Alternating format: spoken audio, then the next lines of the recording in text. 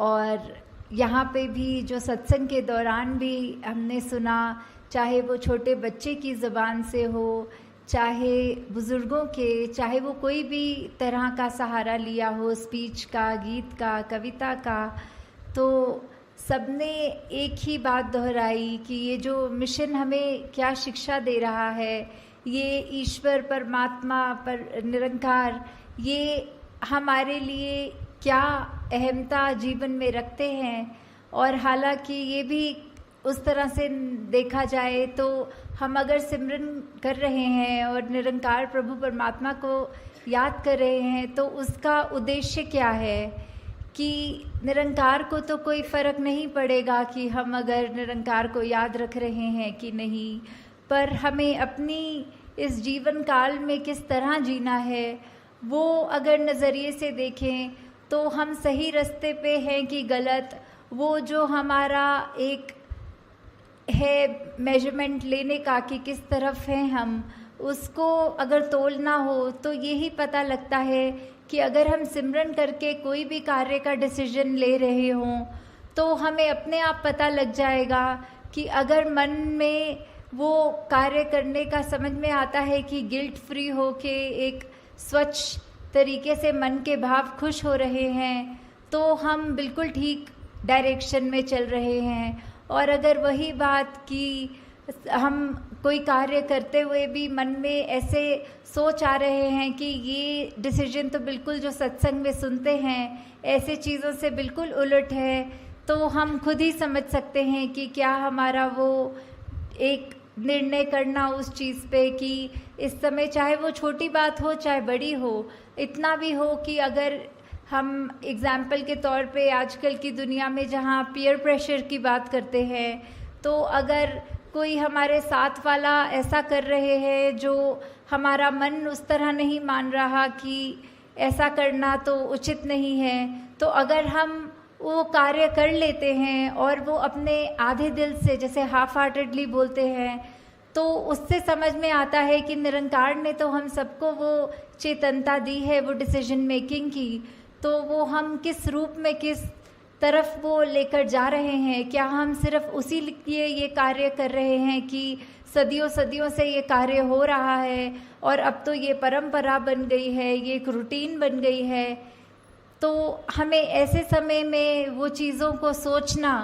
कि ये जो भी हम कर रहे हैं ये एक अंधविश्वास की तरह एक ये अंधाधुंध कार्य ना होता रहे, पर किस तरफ हमारी सोच हमें जो सही मार्ग दिखा रही है, जो निरंकार प्रभु परमात्मा का आसरा लेने के बाद जो ये सोच बन जाती है, तो वो कभी भी हमें गलत रास्ते नहीं जाने देता। और साथ ही जहाँ आज हम सत्संग में ये बहुत अलग तरह की भावना भाषाओं में सुन रहे थे, कोई प्रेम, नम्रता, करुणा की बात, कोई विशालता की बात, कोई इस निरंकार की महिमा का बयान करते हुए या फिर सिर्फ अपने मन के भाव कर रहे थे, तो यही सोच में ध्यान में बात आ रही थी कि किस तरह चाहे हम कहीं से भी आए हों, हम एक दूसरे को सत्संग में यहाँ बैठ रहे हैं, हमारे आगे पीछे दाएं बाएं जो बैठ रहे हैं हम उनको जानते भी नहीं, उनका नाम भी नहीं जान सकते, तो जहाँ हम इतने छोटे से कमरे में बैठे हैं तो एक दूसरे को नहीं जानते, और तो जो विश्व की बात आती है तो ऐसे तो कितने अनगिनत देश हैं और कितनी पॉपुलेशन वर्ल्ड की है, तो हम किसी को भी उस तरह नहीं जानते। तो ये जो बात आती है कि हमने संसार में सभी से प्यार करना है, तो वो कैसे अचीव हो पाएगा। हम नहीं तो एक अगर किसी को जानते हों उसको तो प्यार कर लेते हैं, एक अजनबी की जहाँ बात आती है उसको कैसे प्यार करना है। तो बात सिर्फ इतनी सी ही है कि जो हमारी आत्मा का स्रोत है वो निरंकार ही है, तो वो हर एक के अंदर है। वो सिर्फ ये मनुष्य शरीर वालों के लिए बात ही नहीं, बल्कि पूरी वनस्पति या पूरे जो भी स्पीशीज़ हों इस संसार में सभी में तो है, पर ये मनुष्य में हम हैं तो हमारे पास वो पोटेंशली वो जीवन मिल गया जहाँ हम अपने इस सोर्स ऑफ ओरिजिनेशन इस परमात्मा को जान सक रहे हैं। तो वहीं वो बात जहाँ प्यार की कि जब हम एग्ज़ाम्पल देखें तो अगर हम एक ट्रेन में या कहीं पे भी ट्रैवल कर रहे हों तो हमारे साथ जो बैठे अजनबी हैं तो हम वो उसको एकदम से तो उसके लिए ऐसे हमारे भाव नहीं आएंगे, पर जैसे जैसे बात चलती है आगे, ट्रेन की जर्नी चल रही है, तो वहीं हम थोड़ा सा भी अगर जानकारी उनके बारे में ले लेते हैं तो कहीं ना कहीं हमें वो एक फेमिलियरिटी फैक्टर मिल जाता है। ओ, आप तो हमारे ही शहर के हैं, अच्छा आप जहाँ रहते हैं वहाँ हमारे रिश्तेदार रहते हैं, या कुछ भी ऐसी बातें होती हैं कि धीरे धीरे वो जहाँ एक अजनबी है उसके लिए मन में वो एक सॉफ्ट कॉर्नर बनना, वो एक प्रेम का एक थोड़ा सा दर्जा उसके मन में हमारे लिए जो आना। तो अगर हम सिर्फ ये कम्युनिकेशन रूप में भी चाहे, जो अभी तक बिल्कुल अजनबी था अब वो हमारा जानकार हो गया, और ऐसे ही जहाँ लार्ज स्केल पे देखें, दुनिया की बात करें, तो ये तो संभव ही नहीं कि हम हर एक से जा के बात करें और ये फेमिलियरिटी फैक्टर देखें। तो किस तरह यही है कि सभी से प्यार करना, क्योंकि हम इस परमात्मा से करते हैं तो सभी से करते हैं। तो ये प्यार करना मतलब हर एक के पास जाके जताना प्यार तो संभव भी नहीं है। तो किस तरह हम जहाँ छोटे से ही दायरे में अगर हैं, अगर हम उसमें ही हर एक से प्यार करें तो हम पूरे सृष्टि से, पूरे ब्रह्मांड से प्यार कर रहे हैं। तो ये भी कैसे हो जाता है जहाँ आज की दुनिया में एक ब्लड रिलेटिव्स, एक इमीडिएट फैमिली के ही सदस्य आपस में ठीक से बात नहीं कर सकते, या एक दूसरे का निरादर करते हैं, या फिर अपने बोलों में ऐसे कठोर वचन से एक दूसरे का दिल दुखाते हैं। तो जहाँ पे आज की दुनिया में ये भी संभव नहीं कि हम एक परिवार में माता पिता, बच्चे, ग्रैंड पेरेंट्स या बस इतने से ही एक हार्मनी में जी सकें, तो ये विश्व में ये शांति की बात या फिर प्यार की बात इसको स्थापित करनी है तो हमने खुद ही देखना है इसको कैसे स्थापित कर सकेंगे। जब हम एक दूसरे की बात मानेंगे, और लॉजिक तो है अपनी जगह की, अगर कोई चाहे उम्र में बड़े हों, परिवार में छोटे हों, वो अगर बिल्कुल कोई ऐसी बात कर रहे हों तो सिर्फ ये भी नहीं कि चलो बात माननी है, हमें ये सिखाया है, अगर वो बात लगे कि ये अभी बिल्कुल ऐसी बात कर रहे हैं जो उसके खुद के हित में नहीं है और परिवार का भी माहौल ख़राब करने वाली बात है, तो उस समय हमें यही एक जो अपना गुरुमुख का जो एक कर्तव्य है तो वो हमने रखकर अपने भाव उनको भी समझाना है कि ये आपकी बात जो है ये अपनी सोच को किस तरह मोल्ड कीजिए, या फिर परिवार रूप में भी इसके साथ हम आपके साथ सहमत नहीं हैं। आप सत्संग का कोई उदाहरण कोट करें या जीवन में कहीं भी कुछ हो, उससे अपने बड़े बुजुर्गों को भी अगर समझाने की जब बात आए, उनको भी, बच्चों को भी, तो इस तरह उनको भी समझा कर कि चाहे देखा जाता है दुनिया में तो कोई जो जाति पाति की बात तो छोड़ो, घर के अंदर भी अगर एक डोमेस्टिक हेल्प जिनको हम कहते हैं, जो हमारे साथ कभी खाना बनाने की मदद या घर की साफ सफाई की कर देते हैं, तो कई बार ये भी दुनिया में देखा जाता है कि उनके साथ ही जो व्यवहार है वो ठीक नहीं किया जाता या फिर उनको नीचा माना जाता है। तो उनके अंदर भी तो उतना ही परमात्मा, वही परमात्मा है जो हमारे अंदर है। तो ये भेदभाव कैसा, ये ऊंच नीच कैसी, कि हम एक बात तो ये बिल्कुल हिपोक्रेसी की बात हो गई कि जहाँ हम मुंह से तो कहेंगे कि सब एक हैं, सबसे हमारा प्यार है, और वहीं घर के अंदर का माहौल ऐसा कि कोई किसी को ऊंचा मान रहे हैं, किसी की बातों को हम ऐसे अपनी सोच को ज़्यादा सुपीरियर करके उनकी सोच से सोच रहे हैं। तो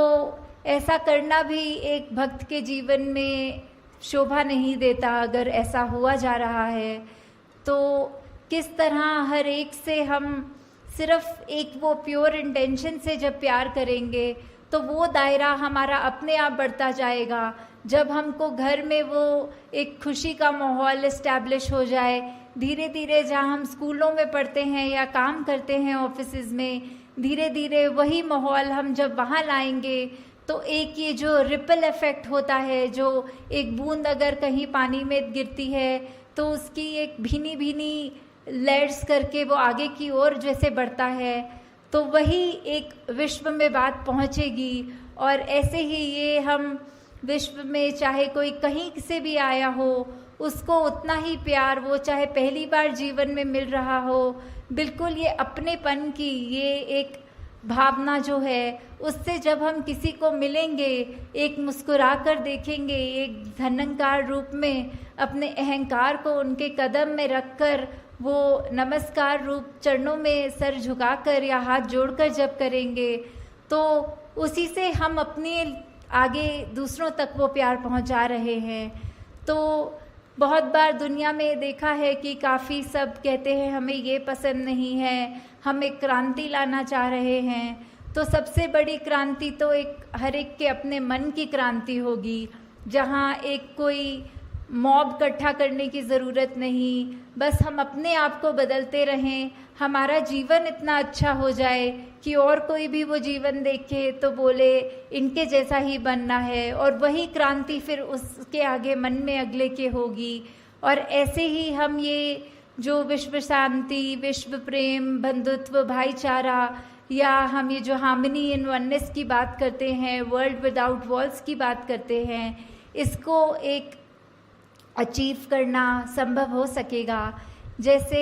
कहा भी जाता है कि अगर हम किसी को मिल रहे हों तो एक जो हैंडशेक की बात होती है, तो we can not shake a person's hand if our own fist is clinched. एक दायरा, एक तंग दिल्ली, एक मुट्ठी ऐसे जकड़ के बंद कर लेने से हम वो कैसे दूसरे का हाथ मिला पाएंगे। हाथ मिलाने के लिए तो हमें अपना हाथ खोलकर उसके हाथ के साथ अपने हाथ को छूकर वो एक रिश्ता मन से कायम करके उससे हैंडशेक कर सकेंगे। तो दातार सब पे कृपा करे कि आप सब जहाँ हर पल कोशिश करते हैं कि एक बेहतर इंसान बन सकें, वहाँ पर साथ ही साथ जब तक ये प्रभु परमात्मा निरंकार की सोच मन में है, किस तरह का संतों ने युगों युगों से सिखाया है कि एक मनुष्य की ये ह्यूमन क्वालिटीज़ क्या होती हैं, वो ज़्यादा से ज़्यादा अपने लाइफ में डालने की, उतारने की जब तक हम कोशिश कर रहे हैं, तो हम तब तक एक ठीक डायरेक्शन, एक हमारी दृष्टि, दिशा, हर चीज़ एक तरफ है। तो वो सही तरफ है कि गलत है, वो हमने तय करना है। और वो निरंकार का सहारा लेते हुए अपने आसपास के जो भी संत महात्मा हैं, वो जो अच्छी शिक्षा दें, वो शिक्षा को ग्रहण करते हुए अपने जीवन को और सुधारना है। और दूसरों पे भी कोई टिप्पणी करने की ज़रूरत नहीं कि ये तो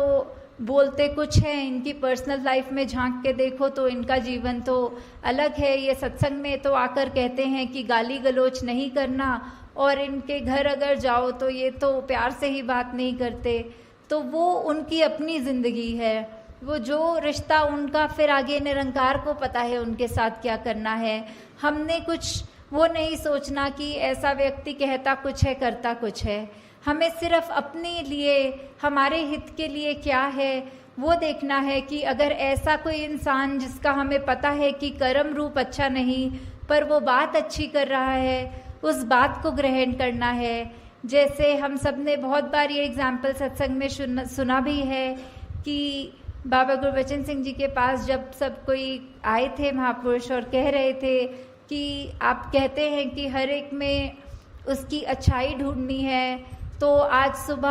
आते समय संगत के एक शराबी जो नाले में गिरा हुआ था, वो दृश्य देखने को मिला, तो उसमें से क्या अच्छाई अपने जीवन में डालें। तो बाबा जी ने आगे से यही उत्तर दिया कि आप ये सोच लो कि उसका जो जीवन है, हमें ऐसा अपना जीवन नहीं बनाना, हमें अपनी सोच को या कर्म रूप में इतना नहीं गिराना कि अपना कहाँ लेटे हैं, कहाँ बैठे हैं, व्यवहार कैसा है, वो अच्छा ही रखना है। दूसरों की अगर खामियां हैं तो उससे यही सीखो कि हमारे अंदर ये ऐसी खामी ना आ जाए।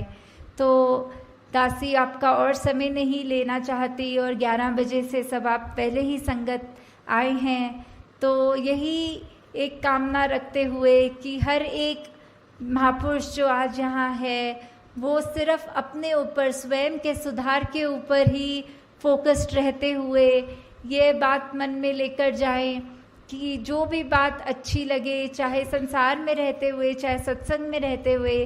किसी की ऐसी बात हो कि अगर एक मनुष्य की 10 बातें बुरी और एक अच्छी, तो भी उस मनुष्य से कैसे प्यार किया जाए, उसको रिस्पेक्ट कैसे कर सकें, वो उसकी एक कोई खूबी लेकर उसको उसी तरह प्यार दिया जाए। तो दातार कृपा करे कि सेवा सिमरन सत्संग आप सबकी झोली में जहाँ हमेशा रहे, वहीं सबका ये जज्बा भी वो कायम रहे, एक सुधार के लिए आगे से आगे बढ़ते चले जाएं। साथ संगत जी, धारणकार जी।